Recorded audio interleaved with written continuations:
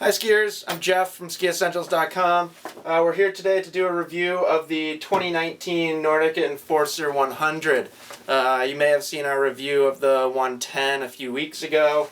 Back in December we were able to meet up with the Nordica crew at Stowe and got on most of the 2019 skis. So we've got a lot of content to share with you guys, which is part of the reason why we're rolling out the 100 review shortly after that 110 review. And yeah, pretty exciting stuff, but we'll get into that in a second. Before that, we've got a couple exciting things going on right now. Next week is the On Snow demo at Stratton Mountain, so we'll be testing a lot of skis, a lot of 2019 skis from a lot of different manufacturers and brands. So we'll be sharing some content from that with you. It's always an exciting time of year to really get to see everything on snow all in one place. And this is the first week of our 4th annual Ski Happy photo contest.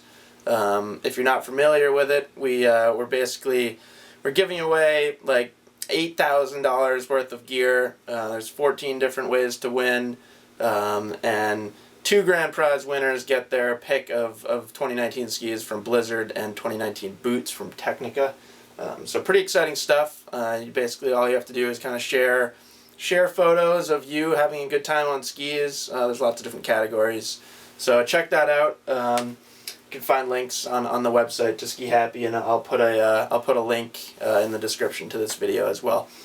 So check that out. I know that you guys probably have lots of skiing photos to share with us, and you can win a lot of cool stuff. So, Nordica Enforcer 100. Probably the most important thing to say is that it's back, and it's unchanged for 2019. So, no structural changes, no changes to the shape, no changes to the construction. It's the same Enforcer 100 as it's been for, I think this will be the 4th season for this new Enforcer 100.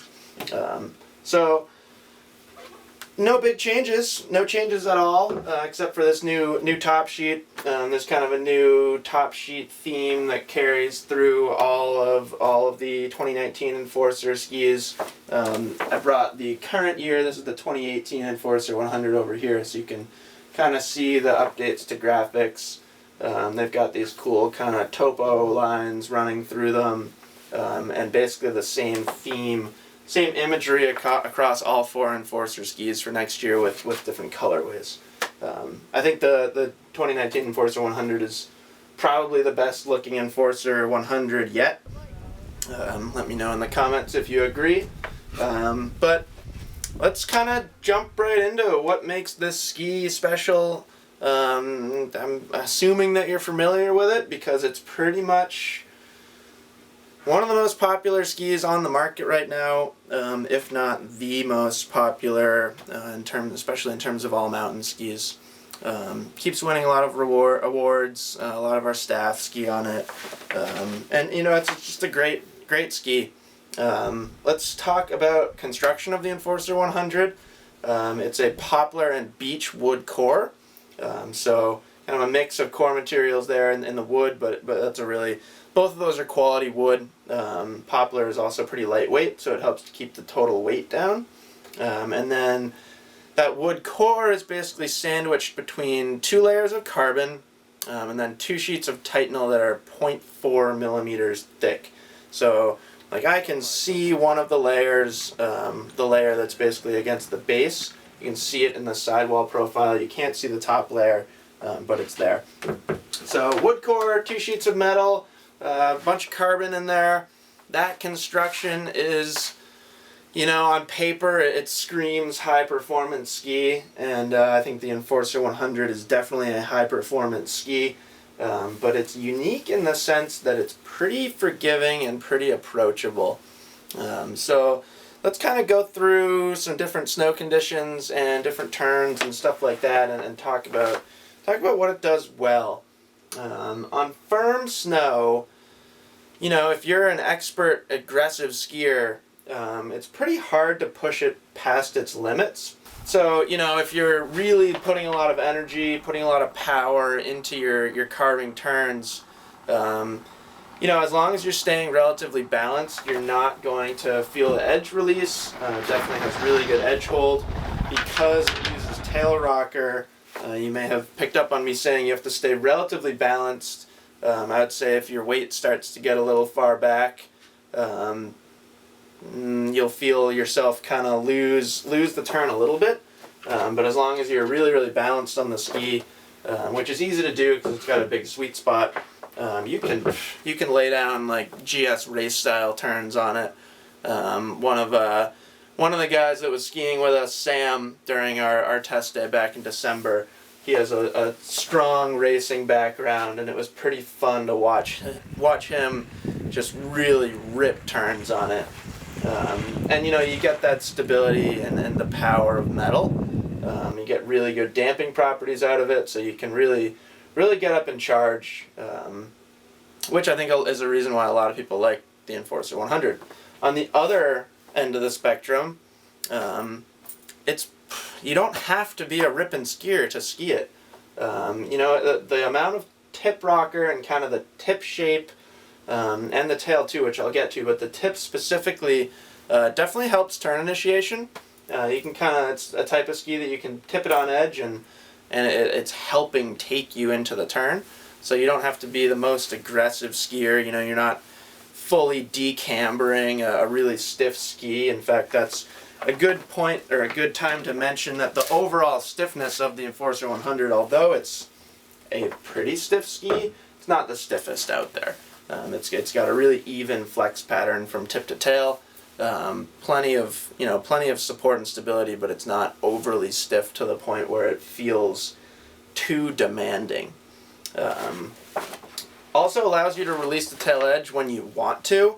I was just saying that it holds an edge really well, but if you're making a series of pivoting turns down a groomer, or just kind of like a mixture of a carve and a smear, call it a slarv or whatever you want to call it, it does those turns really well too.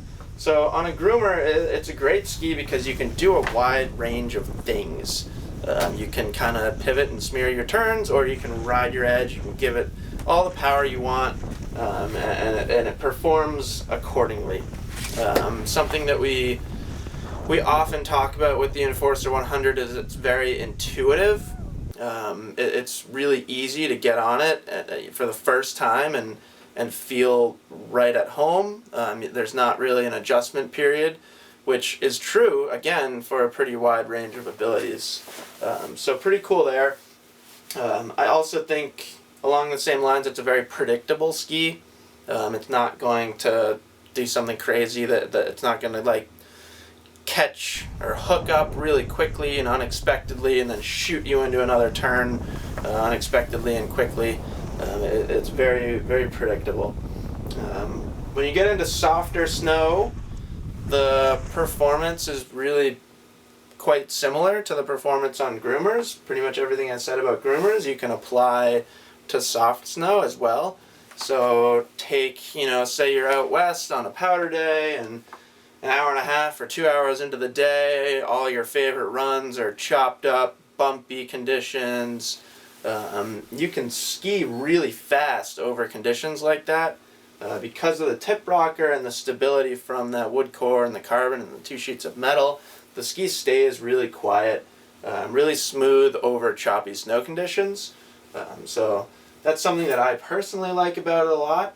But then, when you get into tighter terrain, moguls, trees, stuff like that, pretty much all of our terrain here at Stowe, you're rarely opening it up and then really charging down chopped up snow, and unless it's a powder day and you're on a cut trail. But when we're in the trees, when we're in moguls, even just a lot of our natural snow ungroomed trails are pretty tight, so you really need to get the ski to maneuver quickly.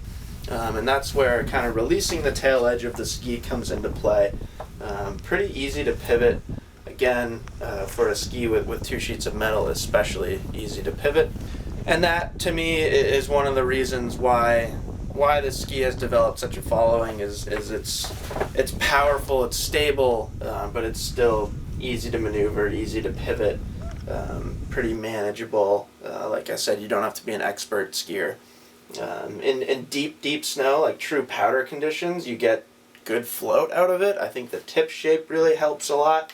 It's got some kind of slight early taper in the tip, or I often describe it as it's a very straight tip, from about here to there. It's pretty straight, and I think that gives it a really predictable, again going back to predictable feel in soft snow. The ski sinks, but it sinks consistently. It's not like you're sinking, and then the tip has drastic early taper, and then that part kind of dives. I think it's a great tip shape for soft snow. And again, it's got a really kind of even, controllable feel. Never does anything crazy. So, yeah, the highlight, or in my opinion, the highlight of the Enforcer 100, which isn't really not a traditional highlight, but kind of just its ability to do everything. It's definitely one of those skis where this is an easy one ski quiver. Even for us here on the east, there's a lot of people around here that ski an Enforcer 100 pretty much every day. I think a little bit more appropriate as a daily driver if you're more in West Coast terrain, but there's no right or wrong there. Some people just prefer wider skis. Of course, there is the Enforcer 93, which, all in all, very, very similar performance to the 100, but it is a little bit quicker edge to edge and arguably a little bit more appropriate for East Coast conditions as a daily driver ski, depending on where you live, perhaps. But kind of, it's nice. It gives you an option. Kind of pick your waist width and go from there. The 110 and the Pro, which we talked more about in the 110 review, are more different from the 100 than the 93 and the 100 are from each other. So that's the 2019 Enforcer 100. No changes to it. Like I said when I started this video, still a great ski. We think it'll still stack up really well against some of the new models and changes that we're seeing for 2019. I want to touch on length real quick. We get a lot of questions about length on the Enforcer 100. This isn't a cut and dry rule, but I would say generally, if you're an advanced skier or up and you feel like you're in between sizes, I would say 75 to 80% of the time we recommend going with the longer of the two.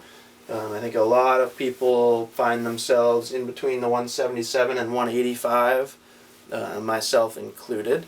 And I've found, while I've spent plenty of time on both lengths, I think the 185 feels a little bit more appropriate, but it's tough.